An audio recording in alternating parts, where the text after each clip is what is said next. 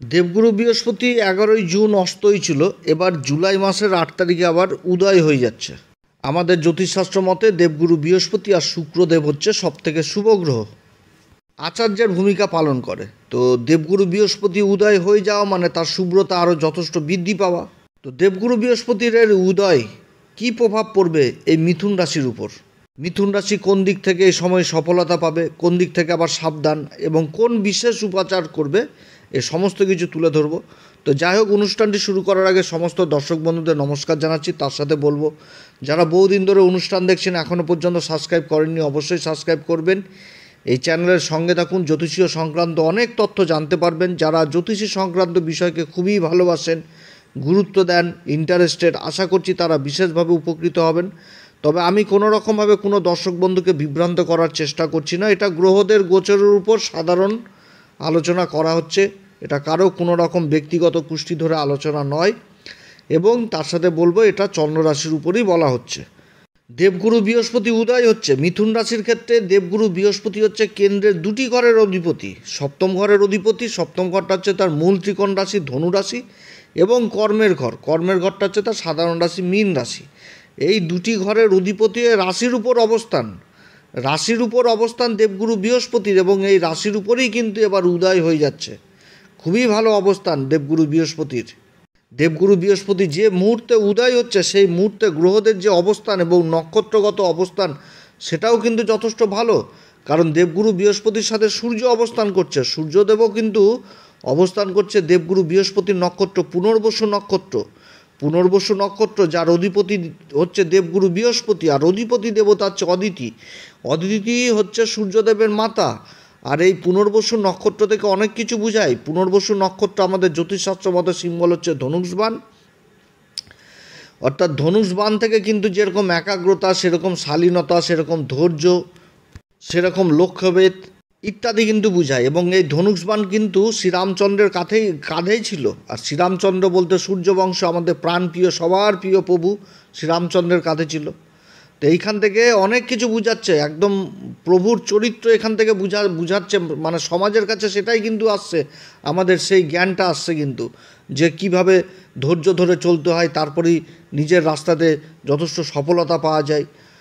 যে কোনো কাজ কিভাবে একাগ্রতা নিয়ে করতে হবে, সেই জিনিসগুলো কিন্তু উঠে আসছে এই নক্ষত্রে। আর দেবগুরু বৃহস্পতির সাথে এই সূর্যদেব অবস্থান করছে। দেবগুরু বৃহস্পতি অবস্থান করছে আদ্রা নক্ষত্রে। আদ্রা নক্ষত্র হচ্ছে রাহুর নক্ষত্র। তো দেবগুরু বৃহস্পতি রাশির উপর অবস্থান করছে, দ্বিতীয় ঘরে বুধ অবস্থান করছে। দেবগুরু বৃহস্পতি যে মুহূর্তে উদয় হবে, সেই 8 তারিখে আবার বুধও কিন্তু নিজের নক্ষত্রে অবস্থান করবে, অশ্লেষা নক্ষত্র সম্পর্কে বহু কিছু আলোচনা করেছি। আবার রাশির তৃতীয় ঘরে মঙ্গল কেতুর জুতি, মঙ্গলও 30শে জুন নক্ষত্র পরিবর্তন করেছে, শুক্রের নক্ষত্রে চলে এসছে, পূর্বা ফাল্গুনী নক্ষত্রে। এবং কেতুও এই মাসের 20 তারিখে, জুলাই মাসের 20 তারিখে নক্ষত্র পরিবর্তন করবে, চলে আসবে পূর্বা ফাল্গুনী নক্ষত্রে। অপরদিকে ভাগ্যের ঘরে রাহু অবস্থান করছে দেবগুরু বৃহস্পতির নক্ষত্র পূর্বা ভাদ্রপদে।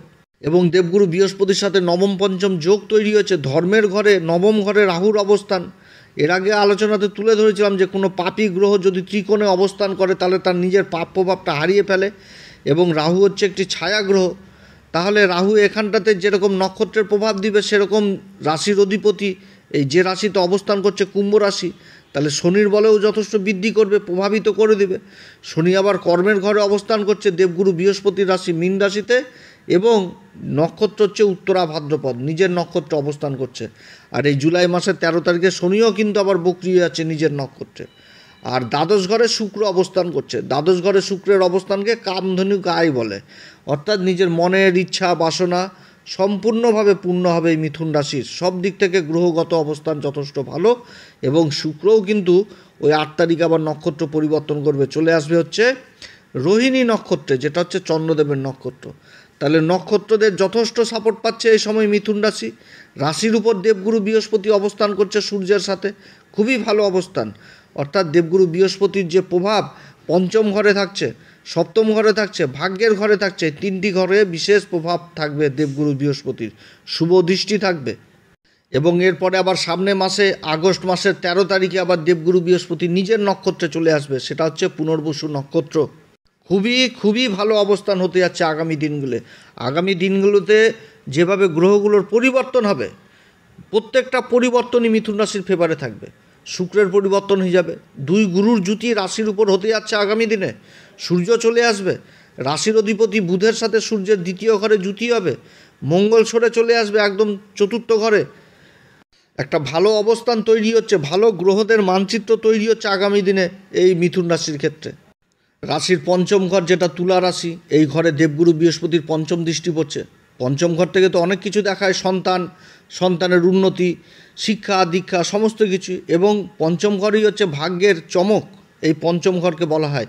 তো পঞ্চম ঘরে শুভ গ্রহের দৃষ্টি পড়ছে, তাহলে ভাগ্য যথেষ্ট সঙ্গ পাবে, এবং ভাগ্যের ঘরেও দেবগুরু বৃহস্পতির দৃষ্টি পড়ছে।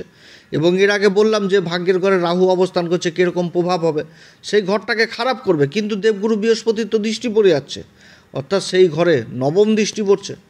দেবগুরু বৃহস্পতির নবম দৃষ্টিতে রয়েছে বিশেষ কৃপা, অর্থাৎ নবম ঘরে যথেষ্ট ভালো ফল পাবে এই সময়কালে এই মিথুন রাশি। সন্তানের বিশেষ উন্নতি, সন্তান যে কর্ম করবে সেই কর্মে উন্নতি রয়েছে। এবং এই সময়কালে যে সমস্ত পিতামাতারা নিজেদের সন্তান সুখ থেকে বঞ্চিত ছিলেন, তাদের জন্য যথেষ্ট ভালো সময়। কিংবা সন্তানের দুশ্চিন্তায় ভুগতে হতো পিতামাতাদের, সেই সমস্ত দুশ্চিন্তারও মুক্ত হবে এই সময়কালে পিতামাতারা। সন্তান যে কর্মই করবে সেই কর্মে যথেষ্ট উন্নতির যোগ রয়েছে। প্রাথমিক শিক্ষাতে যেরকম উন্নতি, সেরকম উচ্চ শিক্ষাতে উন্নতি, শিক্ষার দিক থেকে ব্যাপক উন্নতি হতে যাচ্ছে। শিক্ষাক্ষেত্রে নিজের প্রতিভা যথেষ্ট বেরিয়ে চলে আসবে, যে পরিচিতি যথেষ্ট বৃদ্ধি পাবে শিক্ষার দিক থেকে।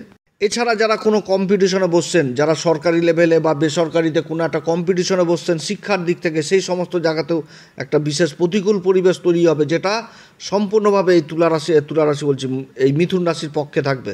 কর্মের দিক থেকে বিশেষ উন্নতির যোগ রয়েছে, যে কাজগুলো দীর্ঘদিন ধরে হচ্ছিল সেই কাজগুলোতে বিশেষ উন্নতি। এছাড়া যে সমস্ত কাজের প্রমোশন আটকে ছিল, অ্যাপয়েন্টমেন্ট লেটার, কল লেটার, এই সমস্ত আটকে ছিল, এই কাজগুলো যথেষ্ট ভালো হবে এই সময়কালে। কর্মের ঘরের অধিপতি স্বয়ং দেবগুরু বৃহস্পতি রাশির উপর অবস্থান করছে সূর্যের সাথে। প্রশাসনিক কর্মে যারা যুক্ত রয়েছেন তাদের বিশেষ উন্নতির যোগ রয়েছে। যারা পার্ট টাইমার হিসাবে কাজ করছেন তাদের কাজ পার্মানেন্ট হওয়ার প্রবল সম্ভাবনা থাকছে এই সময়কালে, কারণ সূর্য হচ্ছে তৃতীয় ঘরের অধিপতি, রাশির উপর অবস্থান করছে দেবগুরু বৃহস্পতির সাথে। তৃতীয় ঘরটা কি? কাগজপত্র, ডকুমেন্টেন্সির ঘর, অর্থাৎ কাগজপত্র লেনদেন, কাগজপত্র সম্পর্কিত কোনো সমস্যা, সেই সমস্যার এই সময়কালে দূর হবে। দেবগুরু বৃহস্পতির সপ্তম দৃষ্টি নিজের রাশির উপর পড়ছে, ধনু রাশির উপর, এবং দেবগুরু বৃহস্পতির কর্মের ঘর যেটা হচ্ছে মীন রাশি, এই মীন রাশিতে শনি অবস্থান করছে, শনির দশম দৃষ্টি আবার এই সপ্তম ঘরে পড়ছে। তো রোজগারের ইনকাম যারা যুক্ত রয়েছেন, প্রত্যেক দিনের ইনকামের সাথে যারা যুক্ত রয়েছেন, যে নিজের জীবিকা নির্বাহ করছেন, তাতেও যথেষ্ট উন্নতির যোগ রয়েছে এই অবস্থানে। পার্টনারশিপে যারা ব্যবসা বাণিজ্য করার চিন্তা ভাবনা করছেন তাদের জন্য যথেষ্ট ভালো পরিবেশ, আর্থিক উন্নতির যোগ রয়েছে। কর্মক্ষেত্রে এই সময়কালে বড় সফলতা অপেক্ষা করছে এই মিথুন রাশির ক্ষেত্রে। যারা রাজনৈতিক দিক থেকে যুক্ত রয়েছেন, রাজনীতির সাথে যুক্ত রয়েছেন, তারা বিশেষ কূটনীতিবিদ হয়ে যাবে এই সময়কালে। এমন কথা বলবে, এমন কথার মায়াজাল তৈরি করবে, সামনে থাকা ব্যক্তি আকৃষ্ট হবে, এবং এই সময়কালে যথেষ্ট সাপোর্ট পাবে, সেরকম দায়িত্বও পাবে কর্মক্ষেত্রে এই রাজনীতির সাথে যারা যুক্ত রয়েছেন। যারা কথাবাচক হিসাবে কাজ করছেন, যারা চ্যাটার অ্যাকাউন্টে ওকালতি করছেন, ধর্মের কথা প্রচার করে বেড়াচ্ছেন, মোটিভেশন স্পিকার যারা, তাদের জন্য যথেষ্ট ভালো। সেলসের কাজে যারা যুক্ত রয়েছেন, মিডিয়ার কাজে যারা যুক্ত রয়েছেন, তাদের দিক থেকেও যথেষ্ট ভালো এই সময়কাল হতে যাচ্ছে। যারা আবার উচ্চশিক্ষার সাথে জড়িত রয়েছেন, যারা কোনো বিষয়ের উপর গবেষণা করছেন, রিসার্চ জাতীয় বিদ্যার সাথে যুক্ত রয়েছেন, তাদের জন্য যেরকম ভালো, সেরকম বিদেশ যাত্রারও যোগ রয়েছে তাদের এই সময়কালে। এবং যারা আবার শিক্ষার ব্যাপারে স্কলারশিপের চেষ্টা করছেন, তাদের জন্যও যথেষ্ট ভালো এই সময়কালে। যেই কর্মে যুক্ত থাকুক, মান সম্মান, পদ প্রতিষ্ঠা সব রকম বৃদ্ধি পাওয়ার সম্ভাবনা থাকছে এই সময়কালে। নিজের কেরিয়ার, নিজের কাজকর্মের স্ট্যাটাস যথেষ্ট বৃদ্ধি পেয়ে যাবে, সুনাম অর্জন করবে, বসের সাথে সম্পর্ক ভালো হবে, নতুন কর্মের যারা চেষ্টা করছেন কর্ম লাভ হবে। কর্মক্ষেত্রে বেতন বৃদ্ধির যোগ রয়েছে, সব দিক থেকে উন্নতি কর্মক্ষেত্রে। সেরকম বাড়িতে আবার মাঙ্গলিক কার্য অনুষ্ঠিত হবে। যারা বিবাহ বন্ধনে আবদ্ধ হয়নি তাদের বিবাহের সম্বন্ধ আসা চালু হবে। যারা প্রেম গঠিত সম্পর্কের সাথে জড়িয়ে রয়েছেন তাদের বিবাহের পথ যথেষ্ট প্রশস্ত হবে। মিথুন রাশি যাদের বিবাহ হচ্ছিল না তাদের বিবাহের প্রস্তাব আসা চালু হয়ে যাবে। বিবাহিত দাম্পত্য জীবন যারা পালন করছেন তাদের মধ্যে একটা খুব ভালো সম্পর্ক হবে। অ্যাডভেঞ্চার লাইফ থাকবে, কোথাও ঘুরতে যাওয়া, থাকা, খাওয়া দাওয়া এগুলো যথেষ্ট উন্নতি, ভালো জিনিস দেখাচ্ছে। বিবাহিত দাম্পত্য জীবন যথেষ্ট ভালো থাকবে। তবে রাশির অধিপতি একটু ডিস্টার্ব হবে। রাশির অধিপতি অশ্লেষা নক্ষত্রে অবস্থান করছে বুধ 29 তারিখ পর্যন্ত অশ্লেষাতে থাকবে, বক্রি অবস্থায় চলে আসবে 18 তারিখ থেকে বুধ। সেই সময়কালটুকু একটু যথেষ্ট খারাপ হবে, মানে নিজের কথাকে এগিয়ে রাখতে গেলেই সংসারে একটু অশান্তি গণ্ডগোল এগুলো পরিবেশ থাকবে। কারণ অশ্লেষা নক্ষত্রে রাশির অধিপতির অবস্থান, অশ্লেষা নক্ষত্রের দাম্পত্য জীবনটা আবার কোনো রকমভাবে ভালো থাকে না, এটা হয়ে যায় মুশকিল, বুঝতে চায় না। আবার যদি বুঝে নেয় তাহলে কিন্তু সেই প্রেম ভালোবাসার জায়গাটা যথেষ্ট মসৃণ এবং দীর্ঘদিন একটা অমর জিনিস হয়ে যায়। যাই হোক, দেবগুরু বৃহস্পতির এই অবস্থান যথেষ্ট ভালো অবস্থান। ধর্মের কারক দেবগুরু বৃহস্পতি, আর ধর্ম রক্ষার কারক হচ্ছে সূর্য। সূর্যের সাথে যে দেবগুরু বৃহস্পতির এই জুতি তৈরি হচ্ছে, যেরকম মিথুন রাশি নীতিবান হবে সেরকম ধর্মের দিকে বিশেষ চিন্তা জাগ্রত হবে। ধর্মের পথে চলা, ধর্মের কথা বলা, সমস্ত কিছুই কিন্তু উঠে আসছে এই সময়কালে মিথুন রাশির ক্ষেত্রে। সমস্ত রকম দুশ্চিন্তা থেকে মুক্ত হবে এই সময়কালে এই মিথুন রাশি। সমস্ত চিন্তাকে হরণ করে নেবে দেবগুরু বৃহস্পতির আশীর্বাদ। চিন্তা মুক্ত হবে, নিজের ভবিষ্যৎ, নিজের ফিউচার নিয়ে যেটা চিন্তা, যে কিভাবে চলবে আগামী দিনগুলো, ওই দিনগুলোও যথেষ্ট গুরুর আশীর্বাদে কেটে যাবে। তো গুরু তো এখন উদয় হলো, এরপরে যখন আবার রাশি পরিবর্তন করবে তখন তো ধনভাবে যে একদম উচ্চ অবস্থায় হয়ে যাবে, অর্থাৎ খুবই ভালো অবস্থান হতে যাচ্ছে আগামী দিনে দেবগুরু বৃহস্পতির। এবং কর্মের ঘরে শনিও কিন্তু বক্রি হয়ে যাবে। শনি কিন্তু মিথুন রাশির ক্ষেত্রে কারক গ্রহ, খুবই ভালো অবস্থান আগামী দিন। তো যাই হোক, সব দিক থেকে একটা উন্নতির যোগ দেখাচ্ছে, সেটা গ্রহদের অবস্থান, গ্রহদের নক্ষত্রগত অবস্থান, সব দিক থেকে এখন মোটামুটি খুবই ভালো জায়গায় মিথুন রাশি। তা আমি তো আলোচনা করে গেলাম, অনেক দাদা ভাই বন্ধুদের হয়তো জন্মকুষ্ঠীতে গ্রহদের অবস্থান খারাপ রয়েছে, তাদের ক্ষেত্রে বলবো কোনো ভালো জ্যোতিষীয় পরামর্শ অবশ্যই জীবনে নেবেন। এ সময়কালে কোন উপাচার করবে? প্রত্যেকদিন হনুমান চল্লিশা, বজ্রংবাণ, শ্রীরাম সীতার প্রণাম মন্ত্র সহকারে পাঠ করবেন। এছাড়া যারা গুরুর দীক্ষা নেননি অবশ্যই গুরুর দীক্ষা নেবেন।